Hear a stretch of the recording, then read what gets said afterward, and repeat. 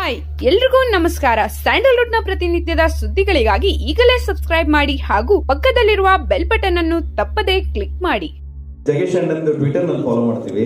ಪ್ರತಿ ಸಲ ಏನಾದ್ರು ಟ್ವೀಟ್ ಮಾಡಿದಾಗ ಯುವ ಜನತೆಗೆ ಒಂದು ಲೈಫ್ ಬಗ್ಗೆ ಅದೇನೋ ಒಂದು ಎರಡು ಲೈನ್ ಹೇಳ್ತಿರಲ್ಲ, ಆತರ ನಮ್ಮ ಜನಕ್ಕೆ ಒಂದು ಈ ಸಿನಿಮಾ ಬಗ್ಗೆ, ಲೈಫಿನ ಬಗ್ಗೆ. ನಿಮ್ಮೆಲ್ಲರ ಶುಭ ಹಾರೈಕೆ ಈ ಸಂಸ್ಥೆ ಮೇಲೆ ಇರಲಿ.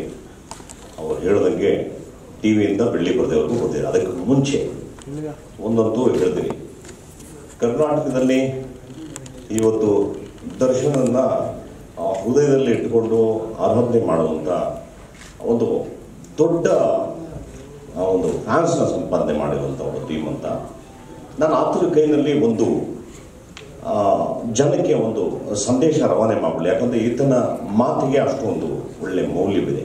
ನಾವೆಲ್ಲ ನೋಡಿದ್ದೀವಿ, ಇವತ್ತು 100 ಎಕರೆ ಕಾಡುಗಳೆಲ್ಲ ಸುಟ್ಟೋಗ್ತಾ ಇದೆ. ಅದ್ರ ಬಗ್ಗೆ ಯಾರಿಗೂ ಕನಿಕರ ಇಲ್ಲ. ಇವತ್ತು ನಾವು ಎಲ್ಲರೂ ಸಾಲಗಳನ್ನ ಮನ್ನಾ ಮಾಡೋದು, ಇನ್ನೊಂದು ಮಾಡೋದು, ಮತ್ತೊಂದು ಮಾಡೋದು, ಬೇರೆ ಥರ ಸಂತೈಸ್ತಾ ಇದ್ದೀವಿ.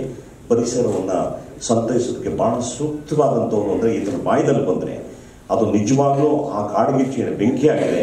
ಅದನ್ನು ನಂದಿಸಿ ಇವರು ಒಬ್ಬೊಬ್ಬರು ಅಭಿಮಾನಿಗಳು ಅವ್ರ ಮನೆ ಮುಂದೆ ಒಂದು ಮರ ಹಾಕಿದ್ರೆ ಇಡೀ ವಾಪಸ್ಸು ಕಳ್ಕೊಂಡಿರೋದು ಏನು ಒಂದು ಭಾಗದಲ್ಲಿ ಕಳ್ಕೊಂಡಿದ್ದೀವಿ, ಇಡೀ ರಾಜ್ಯದಲ್ಲಿ ತಲೆ ಎತ್ತುತ್ತೆ. ಅಷ್ಟು ಒಂದು ದೊಡ್ಡ ಸಂದೇಶ ಆಯ್ತಾ ಕೊಟ್ಟರೆ ಅದು ತಲುಪುತ್ತೆ ಅನ್ನೋ ಒಂದೇ ಒಂದು ಆಸೆಯಿಂದ ನಾನು ಈ ಒಂದು ಸಂಪಿಗೆ ಗಿಡವನ್ನು ಆತನಿಗೆ ಕೊಡ್ತೀನಿ. ಇದ್ರ ಮುಖಾಂತರ ಆತ ತನ್ನ ಅಭಿಮಾನಿಗಳಿಗೆ, ಕರ್ನಾಟಕದ ಜನತೆಗೆ ಒಂದು ಒಳ್ಳೆ ಸಂದೇಶ ಕೊಡಲಿ.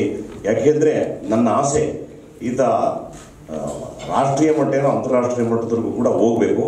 ಈ ಒಂದು ಕಾರ್ಯ ಕರ್ಕೊಂಡು ಹೋಗ್ತದೆ. ಇದರ ಮೇಲೆ ಇವರು ಮನಸ್ಸಿಟ್ಟರೆ ಬಹುಶಃ ಎಲ್ಲ ವಿಶ್ವದ ಅವಾರ್ಡ್ಸ್ಗಳನ್ನ ತಗೊಳ್ಳೋಂಥ ದಿನ ಅವ್ರಿಗೆ ಬರುತ್ತೆ ಅಂತ ನನ್ನ ಆತ್ಮ ಹೇಳ್ತಾ ಇದೆ. ಹಾಗಾಗಿ ಅವರ ಬಾಯಲ್ಲಿ ಈ ಮಾತನ್ನ